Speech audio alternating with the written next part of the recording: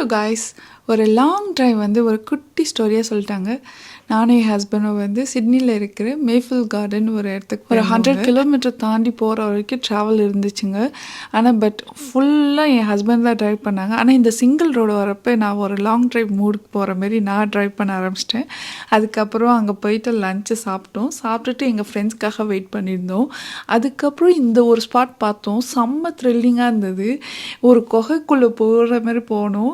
அங்கே போய் பார்த்தா அந்த குட்டியாக ஒரு ஃபால்ஸ் மாதிரி அங்கே ஃப்ரண்ட்டில் இருந்தது. செம்ம அழகாக இருந்தது. அங்கே அந்த குகைக்குள்ளே வெளியே வந்துட்டு அதுக்கப்புறமா எங்கள் ஃப்ரெண்டோட வந்து பர்த்டே வந்து அங்கே செலிப்ரேட் பண்ணியிருந்தாங்க.